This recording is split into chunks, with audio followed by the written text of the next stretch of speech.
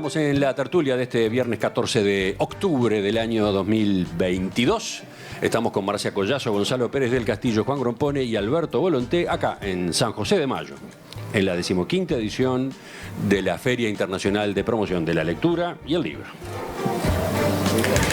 Este es el momento que tenemos que decidir si proseguimos con lo que estaba pautado en nuestro orden del día o se cuela el tema que se cocinó anoche en la cena entre los tertulianos, uno que, digamos, entró por la ventana. Creo que lo voy a dejar para un poquito más tarde. Miro a Juan, que es el más interesado. Queda para el tercer bloque, ¿de acuerdo? Vamos entonces al segundo, que justamente tiene que ver con este evento, con este acontecimiento donde nos encontramos. Vivimos en una época de saturación de pantallas, ¿no? Está claro eso, nunca se generó tanto entretenimiento audiovisual como hoy. Además, seguramente nunca en la historia se leyó tanto como hoy, porque podría decirse que nos pasamos todo el día leyendo, ¿no? Posteos en redes, tweets, mensajes de WhatsApp, titulares, noticias, bueno, estamos todo el día en esa, ¿no? Con la pantalla, con el teléfono, con la tablet, eventualmente con la computadora, pero de algún modo u otro leyendo ese tipo de materiales. Entonces, mi pregunta es, ¿por qué debemos leer además libros? L-I-B-R-O-S. ¿Por qué tenemos que leer además libros? ¿Por qué deberíamos dejarnos un tiempo para los libros?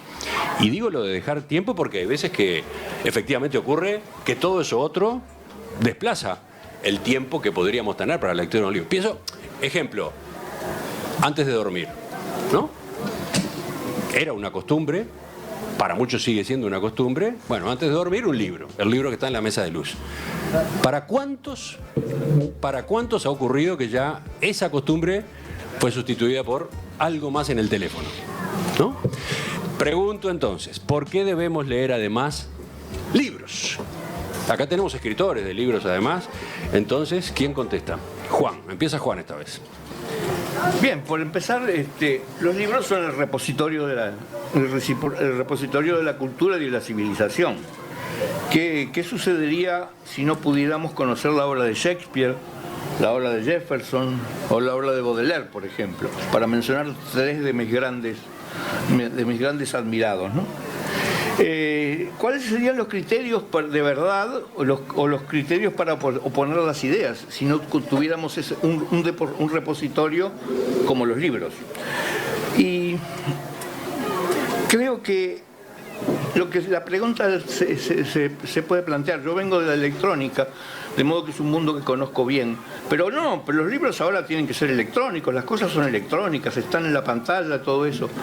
Y yo quiero poner una imagen. La información electrónica es un juego, del mismo juego del malabarista que juega con las clavas en el aire, ¿no? Es decir, la información electrónica sobrevive porque está permanentemente cambiando de un lado para otro. Los discos y las computadoras se rompen. Cuando un disco o una computadora se rompe, esa información se pierde totalmente, aunque tenga la biblioteca del Congreso adentro, la biblioteca del Congreso de Estados Unidos adentro, que creo que es la biblioteca más grande del mundo. Entonces, ¿cómo hace, por ejemplo, un sistema como Google para manejar la información que tiene? Y tiene enorme cantidad de computadoras distribuidas por todo el mundo y está como el malabarista pasando la información siempre de un lado para otro y reemplazando lo que se rompe por otro que está sano, ¿no? Es decir, de modo que la información electrónica, si ocurriera una tragedia que nos quedáramos una semana sin electricidad, desaparecería toda. Y los libros de papel quedarían. Creo que esa es la razón por la cual yo defiendo a los libros, además de la información electrónica. La información electrónica es muy efímera. Dramático eso de que podría desaparecer toda esa información acumulada. ¿En cuántos días? En horas podría ser. Un apagón global. Si se apagara la electricidad en todo el mundo, bastarían 5 minutos para que desapareciera todo. Las UPS no bancan. Bueno, lo que aguanten las baterías. Bueno, segundo pronóstico de Juan hoy. Está para los pronósticos. Seguimos ahora con otra visión, otra respuesta a la pregunta. Bueno, los libros también, bueno, si yo he pensado mucho en esas catástrofes, porque esas catástrofes también tienen que ver, ¿no?, con esa película de gelatina que cubre el planeta que es la vida. Y si yo me tuviera que llevar 3 libros a algún lugar para preservar algo de este mundo en el que hemos vivido, yo creo que me llevaría, es difícil, pero yo creo que me llevaría a Shakespeare, me llevaría a un ruso, por ejemplo a Dostoyevsky o a Chekhov, y me llevaría a Yukio Mishima, el japonés, para preservar algo del Oriente que nos es tan lejano a nosotros los occidentales. Pero los libros, ¿por qué no los leemos o por qué deberíamos leerlos en esta cultura de la pantalla?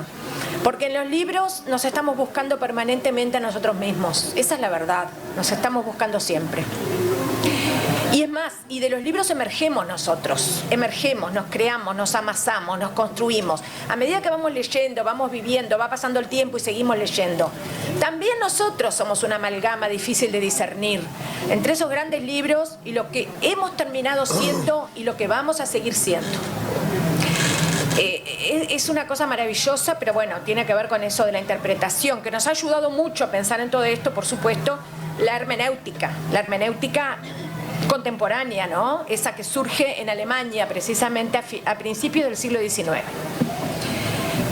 O sea que, como dice Walt Whitman, el gran poeta estadounidense, dice él, como la rueda que sobre su eje gira, este libro, sin saberlo, se mueve en torno a tu idea. Y eso es lo maravilloso. ¿Por qué? Primero, ¿por qué un libro es grande? Yo creo que un libro es grande más que nada cuando es descarnado, cuando el autor se ha puesto de verdad en el libro entero, sin mediaciones, sin hipocresías, sin pacaterías. Ese libro, si es eso, es bueno. Y por eso ha sobrevivido, lo descarnado. Walt Whitman es descarnado. No estoy diciendo que sea feroz ni cruel, estoy diciendo que es auténtico. Estoy diciendo que se puso él, sea lo que sea él, se puso él. Como Shakespeare se puso él y lo que sabía del mundo. Y así sucesivamente. Entonces, me parece que basta tomar el celular y comparar la pobreza infinita de las redes sociales, la pobreza infinita, por no hablar del odio y la hostilidad, ¿no? Y toda esa cosa repulsiva que aparece en algunas redes como Twitter, que no se pueden ni leer hoy en día. Bueno, a ver, de repente nosotros los que estamos acá estamos más habituados a eso y ya lo aceptamos que es más o menos así el poder de los libros. Pero niños, como el que está entrando ahora, jóvenes, no lo saben aún. No dejemos que los atrape y los encandile ese poder tóxico de las redes, porque los estamos privando de un descubrimiento de sí mismos, en definitiva. Como decías al principio de tu intervención, los libros nos permiten... buscarnos a nosotros mismos. Los libros nos permiten buscarnos a nosotros mismos. Acá tenemos otra respuesta a la pregunta. ¿Por qué hay que dejar un espacio? ¿Por qué también hay que leer libros, aparte de todo lo que leemos en las pantallas? Ojo, no necesariamente libros en papel, porque Juan se volcaba mucho al libro en papel y está bien, esa es la versión clásica del libro, incluso la que le permitiría subsistir a una catástrofe eléctrica o de la nube informática. Bien, pero el libro también puede estar en soporte digital, ¿no? El libro. Yo voy al tipo de texto, digamos, al trabajo que hay detrás de una novela, un libro de cuentos, un ensayo, una investigación histórica. ¿Por qué? ¿Por qué hay que leer libros? ¿Gonzalo? Bueno, yo me voy a apartar un poco del inicio catastrófico de esto y voy a ir más hacia donde estaba yendo Marcia. Y es por qué hay que leer libros. Y yo creo que la actividad de leer libros es muy distinta a la de presenciar y apreciar otras formas de arte, como puede ser el teatro o el cine, que son formas de arte que yo admiro y no en ningún sentido quiero ser crítico de ellas, pero sí dejar en claro que cuando uno lee un libro es distinto, uno como espectador es distinto porque uno se involucra personalmente. ¿Entre qué cosas? Por ejemplo, en la creación de los personajes. Es decir, a mí me pasa, yo también he escrito un par de libros, que la gente me dice, pero este personaje es totalmente incoherente, porque no puede hacer lo que vos le hiciste hacer en el capítulo 13. Y de ese mismo personaje, otra gente me dice, Gonzalo, la verdad es que en mi vida, contaste la historia de mi vida. ¿Qué es lo que pasó? Que cuando uno describe a los personajes en unas pocas líneas, y el que lee se inventa el personaje y le va atribuyendo cosas que son de uno, que reflejan la sensibilidad de uno, cómo uno reacciona a determinadas cosas, e inventa el personaje. Los personajes de tus libros son tuyos, los inventás vos. Y por eso es que a veces, como te imaginas, me pasó con una pariente mía que empezó a leer un libro que yo había escrito y se imaginó, cuando leyó las primeras frases, que uno de los personajes era nuestro abuelo común, que era un hombre muy recto, muy católico, muy perfecto. Se lo imaginó. Y por la mitad este personaje tiene un afer amoroso con un prohibido. Y me dijo, pero es totalmente incoherente lo que estás diciendo. No había nada de incoherencia. El personaje es un hombre de unos 50 años que se enamora y tiene un asunto. No, pero como ella se había imaginado este personaje y lo había creado en su mente, le pareció totalmente incoherente y que mi personaje estaba totalmente fallado. ¿Por qué? Y a esto voy. Cuando uno lee, uno crea. Es muy creativo el proceso. Mirá lo que dice una oyente, Lili. Los libros son seres vivos. Sí. Cada vez que los leemos nos muestran cosas nuevas. Evolucionan con nosotros. Y se las pones tú, esas cosas nuevas. Sí. Eso es lo que estoy diciendo. Después, tengo oyentes que comentan intervenciones anteriores. Por ejemplo, corrigen a Juan. A ver. Juan, cuando traes afirmaciones tan categóricas, después puede pasar esto. Ricardo dice, lo que plantea Grompone no es cierto. La información electrónica está respaldada en medios magnéticos que pueden conservar los datos durante años. Y que finalmente se borran. Y es así. Si no la gana, la empata. No es cierto. No. El medio magnético se va desmagnetizando naturalmente. Pero eso se sabe. Quiero ver si todos pueden leer un casete de hace 20 años. Después, a Marcia le preguntan, capaz que peleándola también, ¿no? A partir de la selección de libros que contó que haría si se tuviera que ir a una isla desierta. ¿Y libros de mujer ninguno? ¿Libros escritos por mujeres ninguno? A ver. Te lo dejo para pensar, si querés. Sí, nada, simplemente decir, entraríamos en una polémica que no debería ser tal, porque ya sabemos que las mujeres no han sido visualizadas, yo creo que hasta el día de hoy no lo son. No lo son en general, mirá lo que te digo, si tuviera que reducir la cosa. Alberto. Sucede que ellos tres han escrito libros y es una visión fantástica, apasionante el que escribe, porque escribe, tú lo dijiste, crea. Habitualmente, mi caso, ¿no? Para mí, hace muchos años ya, creaba un pintor, creaba un escritor, un escultor. Nunca se me ocurrió pensar que el que escribía un libro, aún los textos de escuela, estaba creando. También cuando comprendí, me enseñaron que el libro era una creación como una escultura, una pintura, también me dijeron que el libro deja de ser propiedad de quien lo escribió y ya no es más ni de Marcia, ni de Gonzalo, ni de Juan, es de quien lo lee. Y yo interpreto el libro de Marcia como a mí se me ocurra y de repente el libro de Marcia que me subyuga, yo lo interpreté en forma opuesta a como ella lo pensó cuando escribió. ¿Por qué digo esto? Porque para mí, yo siempre digo que aceptar las limitaciones es mucho más importante para vivir que creer condiciones que a veces no tenemos. Por lo tanto, desde mis limitaciones, digo que el libro es fundamental para dos cosas. Una, parece baladí, entretenernos.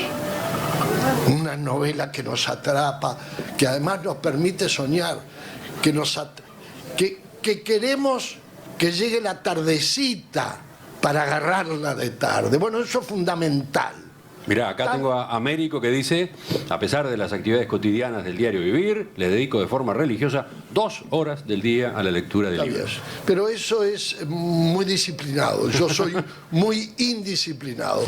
Leo cuando necesito y leo 2 o 3 libros a la vez. Me paso a esta edad leyendo mucho. Pero después está el libro que no forma. Es decir, vamos a poner, 3er año de liceo, en mi época, ahora no sé, cambiaron, 4º. Y bueno, entonces yo leía el texto, por ejemplo, de historia con que se estudiaba en 1955. Pero en realidad yo historia aprendí, de repente ahora le pedí a Marcia que me recomiende un libro de historia de ella. ¿Por qué? Porque una cosa es el texto, tanto sea en el colegio, en el liceo, y otra cosa son los libros que nos forman. Y algo formidablemente, hay sana envidia a veces, yo envidio a los que escriben, es la fantasía, la creatividad, el invento, el salir de la realidad, que también, como Vargas Llosa, un día lo aprendí con un librito chiquito que se llama La verdad de las mentiras. Las mentiras es en realidad una verdad, porque el que escribe, estos que saben, en realidad cuentan algo inexistente, pero es la verdad que ellos tienen y nos transmiten. En fin, en una palabra, yo creo, como tú, que sería una tragedia eso, pero estaría el papel. Pero ¿por qué hay que leer? Porque yo diría es inevitable leer libros. Bueno, no podríamos vivir.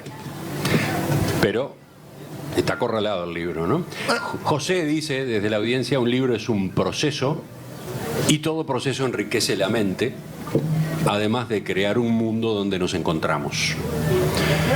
Después dice Martín: hay que leer libros porque en ellos hay información que solo está en ese tipo de trabajos. Marcelo dice: no es lo mismo el libro digital que el libro de papel, los dos valen mucho, pero el rito de leer libros en papel se debe cultivar. Esta es otra discusión, ¿no? Esta es otra discusión. Agrega: leernos a nosotros y leerles a otros es un acto de cultura, construcción y amor. Hay que leerle unos minutos a los niños antes de dormir y leer desde el papel. Lo dice de forma muy así, contundente. ¿Algo más para redondear este tema? Un comentario cuando ese oyente dice leerle a los niños. Leerle. Vení y, ¿verdad? Muchos de los que están acá, cuando el insoportable o la insoportable no se duermen, leerle un cuento, ¡pac!, quedaba. Yo estuve pupilo 4 años en el Colegio Pío de Villa Colón. Y en el almuerzo comíamos 150 muchachos. ¿Cómo hacían para tenernos en silencio? Los primeros libros, a partir de los 12 años, que me leían durante todo el almuerzo, y todos, fue Salgari, Los Piratas, de distintos colores, el negro, el verde. Es interesante esa costumbre, ¿no? La de leer en voz alta durante un almuerzo, ¿no? En todo el almuerzo. Entonces, el padre Rivero, que es el director, me veía insoportable y decía: Volonté, anda a leer, así se callan los demás y vos no hablas más. Bueno, sí, está bueno, ya me callo. Había bueno, otras y ahí parecidas, ¿no? Las de leer en lugares de trabajo, ¿no? Claro, en lugares de trabajo manual, porque había alguien en la sala, en el salón o en el espacio que estaba leyendo. Me acuerdo que no era de Salgari, La Estocada de Nevers, de espadachines, como Alejandro Dumas estaba excomulgado, yo estaba en un colegio salesiano, no, me acuerdo de la primera vez que vi Los Tres Mosqueteros, creí que leerlo, pregunté si era pecado, porque estaba excomulgado el autor. Después, bueno, nos vamos liberando de esas cosas, pero La Estocada de Nevers, que no me acuerdo quién era, estábamos deseando llegar al almuerzo o a la cena y todos calladitos. Cortito. Para ver cómo continuaba. Juan y Gonzalo, con sus apuntes finales de este tema. Bueno, yo quiero recordar un libro que tiene 4.000 años y que se puede leer en el Museo del Louvre. Es decir, en el Museo del Louvre hay una piedra negra bastante más alta que una persona, que es el Código de Hammurabi, que tiene más o menos unos 4.000 años. Y ahí está escrito, y se pueden seguir leyendo los que pueden entender el cuneiforme, que no soy yo, por cierto, pero ahí está el código escrito y vigente, tal como se escribió hace 4.000 años. Eso es la función del libro. Gonzalo. Bueno, y el Código de Hammurabi sostén. Yo quiero excluir de las funciones del libro una cosa que dijo Alberto Volonté, que él para hacer dormir a los niños les leía. Yo cuando le leía a mis niños para tratar de hacerlos dormir, le ponía tanto entusiasmo a la lectura que cuando terminaba estaban los dos con los ojos así. Decía, contármelo otra vez. Seguí. Vos lees muy mal, Alberto, los haces dormir a los chicos. Es que claro, no tengas duda. Muy bueno. Muy bueno. Y conocedor de mis limitaciones, no de mis condiciones, leo mal. Vamos a hacer otra pausa. Yo Más mensajes de tampoco los sé. oyentes. Termino antes de la pausa con dos de ellos. Teresa dice que leer es una aventura maravillosa. No se la pierdan, dice Teresa de Mercedes. Muchas gracias. Y Fernando cuenta, mi madre me hizo leer libros de muy pequeño todas las noches. Tanto que llegué a primero de escuela ya sabiendo leer. Qué maravilla, ¿no? ¿Cómo no? Ahora los oyentes nos van a contar durante la pausa su experiencia en esta materia. Ya volvemos.